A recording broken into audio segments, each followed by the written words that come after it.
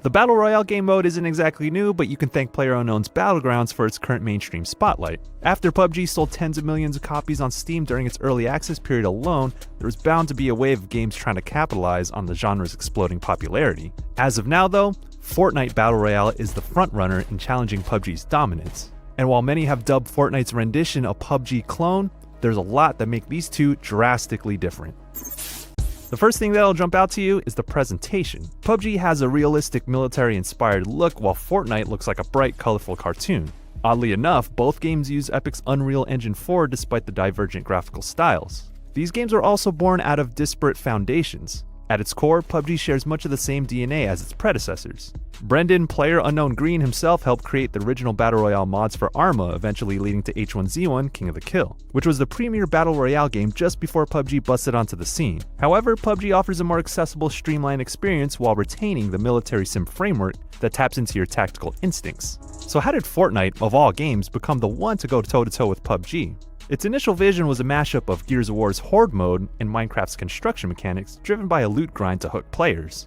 At first glance, a game that controls fast and loose, almost like an arena shooter, doesn't seem ripe for Battle Royale. However, Epic was able to adapt Fortnite into its own Battle Royale mode early on and capitalize on this trend. Fortnite also has two things in its favor. It's free to play and available on PlayStation 4 and Xbox One.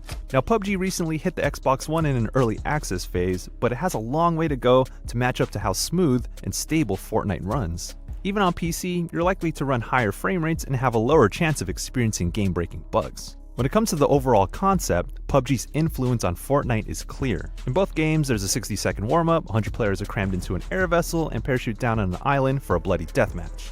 You're continually forced into smaller zones at random by a lethal circle as the match progresses. You'll never know exactly where the final firefight will take place either. Everyone scrambles for weapons, ammo, and health items across the map's numerous towns and structures. You can either do this alone, as a duo, or with a squad of 4, but it all ends the same. The last person or squad standing is declared the winner. But in practice, these games play very differently. Most noticeably, Pubg's rules of engagement are in sharp contrast with Fortnite's. When it comes to Pubg, player movement and the act of firing a gun is very deliberate and calculated. Tactical situations rely on positioning and working the given environment to your advantage. Guns fire with impact and have distinct recoil patterns and damage models. Regardless of your weapon of choice, you have to be precise.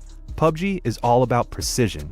You can't say the same about Fortnite, at least to the same degree. Of course, aiming is key to winning in Fortnite, but the way assault rifles and shotguns work is closer to Unreal Tournament than it is to Arma. Rocket and grenade launchers are also part of Fortnite's arsenal, and traps give players a chance to exercise a different type of cleverness. Because of the nature of its style, Fortnite feels much more chaotic and kinetic. And you can't overlook the importance of building structures if you want to stay competitive. Fortnite retains the crafting from its original mode. A pickaxe that functions as your only melee weapon is also used to destroy structures and vegetation, which turn into wood, brick, or steel. With these elements, you build walls, stairs, or a roof, and you can even alter them to have a window or a door. It's almost a guarantee that firing upon an enemy in an open field will lead to them throwing up a wall out of instinct to protect themselves and heighten their chances of survival. Scaling mountains in seemingly hard-to-reach places is made possible with an ad-lib staircase. Fortnite's building mechanics are remarkably easy to use and crucial to master. On the other hand, part of Pubg's appeal is that the clumsy crafting elements of its predecessors are gone, allowing players to focus on gearing up and executing tactics to survive each firefight. This helps keep a relatively fast pace and lower barrier to entry while maintaining the realistic tactical shooter vibe. You need to strap on an armored vest and helmet to protect yourself, and weapon attachments help get the most out of the deep roster of firearms. Inventory management is relatively streamlined in Pubg, but Fortnite simplifies it to such a degree that you only have to worry about 5 inventory slots, instead of managing a weight limit. Now, both games have large, sprawling maps, but Pubg has vehicles that are super important for reaching advantageous positions without getting swallowed up by the circle of death or getting gunned down by a preying squad.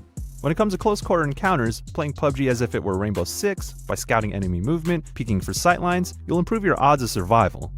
In Fortnite, destruction is around every corner. If you know an enemy is on a second floor of a building, you can blow apart the floor beneath them for a surprise. You rack up kills by getting the jump on opponents in either game, but you can't play Pubg like Fortnite, and approaching Fortnite like Pubg will only get you so far. Now in the late game, when you get to a single-digit player count, things turn out drastically different. With Fortnite, you'll often see enemies creating their own fort-like structures and safe zones, essentially building makeshift houses to leverage their resources and wit. It's not much of a mystery where the last players are when you see them exercising their architectural prowess. But oftentimes, PUBG's final moments boil down to a waiting game, who gets spotted first, or a risky push with smoke grenades as your last bit of cover. It's about seizing a short window of opportunity when things go from 0 to 100 real quick.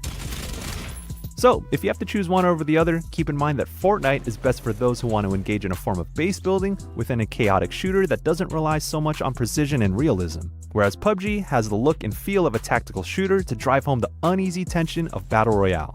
The thirst can be quenched with either game, or both, because the thrill of besting 90+ other players is rewarding in a way unlike other multiplayer shooters.